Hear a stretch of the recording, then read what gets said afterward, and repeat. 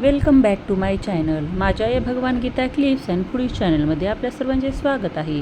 आज मी तुम्हाला झणझणीत, टेस्टी आणि एकदम सोप्या पद्धतीने मिसळ पाव बनवून दाखवणार आहे. त्यासाठी मी इथे एक दिवस मूग आणि मटकी भिजत घातली होती. नंतर दुसऱ्या दिवशी सकाळी छान पाणी काढून दस्तीमध्ये एक दिवस पुन्हा बांधून तसे हीटच्या जागेवरती ठेवली होती. पहा, अशा प्रकारे छान मोड आलेले आहेत. किती छान मोड आले. बाहेरून आणण्यापेक्षा अशा प्रकारे घरीच बनवा. तर पहा, इथे मी मटकी धुवून घेतलेली आहे. नंतर कढईमध्ये पाणी घालून त्यामध्ये हळद आणि मीठ टाकून उकळी आल्यानंतर मटकी टाकून घेतली. पहा, अशा प्रकारे 5 मिनिटे शिजल्यानंतर अशा प्रकारे आपली मटकी थोडी नरम झालेली आहे. तर मी हे चाळणीमध्ये काढून घेते. आपल्याला या मटकीचं पाणी पण वापरायचं आहे. पहा, अशा प्रकारे छान शिजलेली आहे. तर यासाठी लागणारे मी आता साहित्य इथे घेत आहे. एकदम घरच्या पद्धतीने आणि एकदम झणझणीत. पहा, घरचे मसाले यामध्ये मी विलायची, लवंग, काही खडे मसाले सर्व घेतलेले आहे. त्यामध्ये ते मी खोबरकीस टाकलेला आहे. कट करून घेण्यापेक्षा असं किसून घ्यायचं. त्यामुळे काय होतं, मिक्सीने बारीक छान पेस्ट बनवून तयार होते. पहा, अशा प्रकारे छान लालसर झाल्यानंतर मी त्यामध्येच इथे बारीक कट केलेला कांदा छान खरपूस भाजून घेते.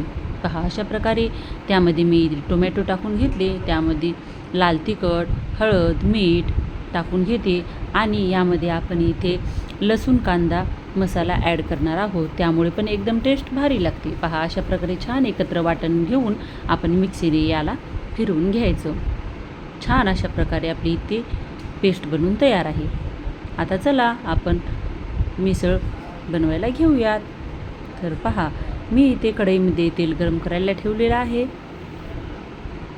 कढईमध्ये तेल गरम केल्यानंतर त्यामध्ये मी अद्रक, लसूण आणि जिरेची पेस्ट टाकलेली आहे. छान अशा प्रकारे लालसर भाजल्यानंतर त्यामध्ये आपण हे बनवलेली मिसळपावची जे काही पेस्ट बनवलं होतं ते टाकून घ्यायचं. छान तेल सुटेपर्यंत शिजवायचं. नंतर त्यामध्ये ते मी जे आपण मटकीचं पाणी काढलं होतं ना, ते ॲड केलेलं आहे. नंतर त्यामध्ये मी ते मटकी पण ॲड करून घेते. तुम्ही अशा प्रकारे मिसळपाव नक्की बनवा. एकदम सोप्या पद्धतीने आणि घरगुती, खायला पण एकदम भारी लागते. अशा प्रकारे छान शिजल्यानंतर त्यामध्ये मी इथे कोथिंबीर टाकून घेतली. नंतर आता पाव छान आपण बनवून घेऊयात. त्यासाठी मी इथे घरगुती बटरचा वापर केलेला आहे. अशा प्रकारे छान भरपूर बटर टाकून घेऊन त्यामध्ये इथे मी पावला लावून घेते आणि छान अशा प्रकारे भाजून घेते. दोन्ही साईडने छान भाजून घ्यायचं. त्यामुळे टेस्ट एकदम छान लागते. पहा, अशा प्रकारे मी छान भाजून घेतले. जेव्हा खाण्याची इच्छा होती तेव्हा एकदम सोप्या पद्धतीने आणि एकदम टेस्टी तुम्ही अशा प्रकारे नक्की बनवून पहा. पहा, अशा प्रकारे मी सर्व इथे पाव बनवून घेते. आता मी ते ताटाची मांडणी करायला घेते. कांदा, लिंबू सर्व घ्यायचं आणि त्यामध्ये इथे आपण चिवडा पण ॲड करणार आहोत. पहा, अशा प्रकारे छान मी मांडणी करून घेतली. माझे जर व्हिडिओ आवडत असतील तर व्हिडिओला लाईक, शेअर आणि सबस्क्राईब करा. भेटूयात पुन्हा अशाच एका नेक्स्ट व्हिडिओमध्ये. तोपर्यंत बाय.